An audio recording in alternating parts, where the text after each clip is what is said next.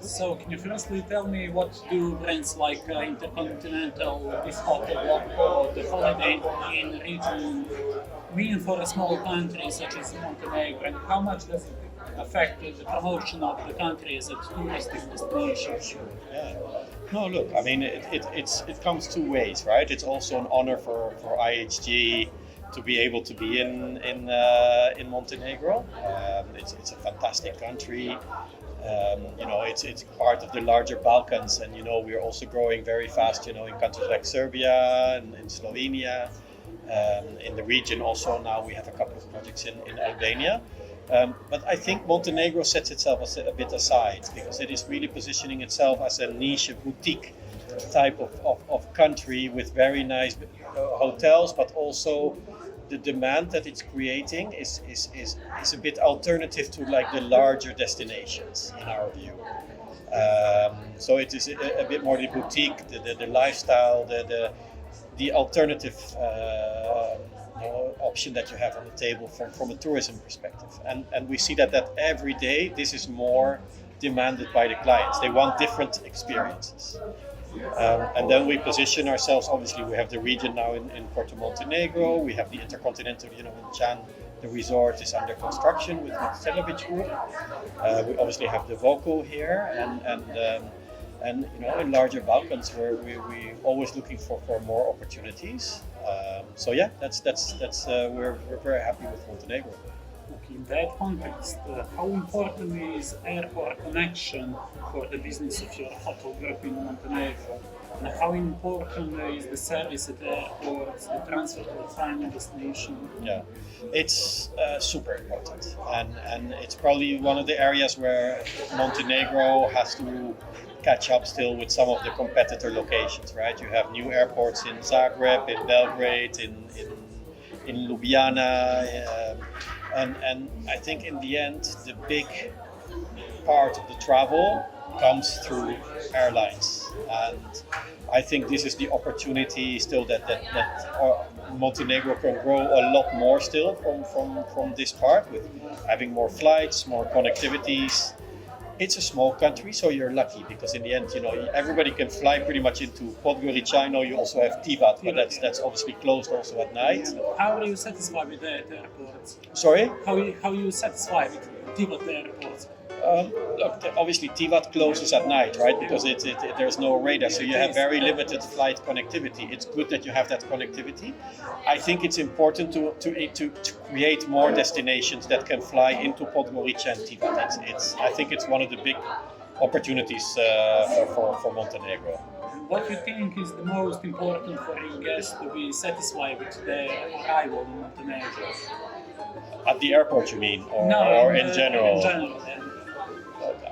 Communications is important, but it's also part of the flair. It doesn't all have to be 100% perfect. I think the level of service that you get, the safety is what a lot of people are looking for. And these are the two things I think Montenegro is very strong in, right? It is that little hub that you feel immediately safe when you arrive. You have good communications. Everything is a short distance away. So I think that already caters to a lot of the people what they want. Every day more, the people want experiential tourism, as we call it, right? And vacations and business. A bit out of the box. And I think Montenegro is there, but I think there's also an opportunity, with for example, ski and mountains, more with Kolashin type of destinations. But what I like a lot about Montenegro is that already the coastal areas, they're first of all fantastically beautiful and you have incredible sea and beach, but you're keeping it petite, you're keeping it with quality and not doing the big, mass tourism that you see in Spain or, and that thing is very strong for Montenegro. And what should the government do in order to raise the quality of the tourist offer in Montenegro? I think from an overall tourism, Montenegro is already comparatively higher than most of the neighboring countries. So I think in that sense, Montenegro has done already an extremely good job. Are there options to grow? I think every country can always improve in certain areas.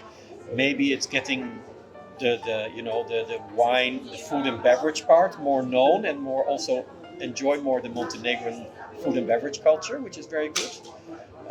And I think one of the places to make it better for tourism is what we mentioned before. It's the connectivity, especially with the airlines.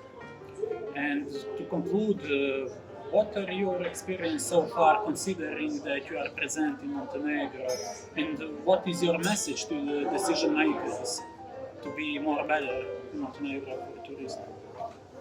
Well, I think, look, we learn both from each other. We are, nobody is perfect. We are not perfect either. The message I can give is that IHG Hotels and Resorts, we are committed to Montenegro. We want to grow further because we think there is a lot of possibility for growth still. And we hope also that the government and the authorities and the decision makers take that also into account, that the demand is there, so, and it's in their power also to make sure that that demand comes to Montenegro, because in all fairness there are new competitors that are starting to come in the region. Albania 5, 6, 7 years ago was still quite underdeveloped, but is growing very fast. It's obviously very close also to Montenegro. Communications have increased a lot. With the highways, it is incredible what has grown.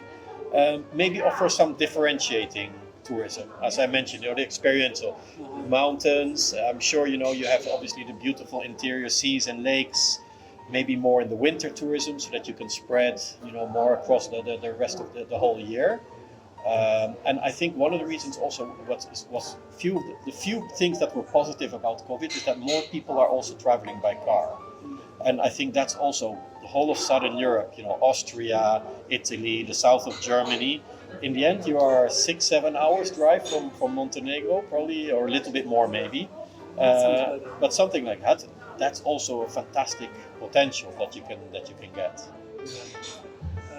Do you want anything to add? What is important for you in this context? No, I think, look, the good thing is we have now a pretty varied portfolio. We have, now 2 hotels open, Porto Montenegro and the Voco in Podgorica with Celebic Group.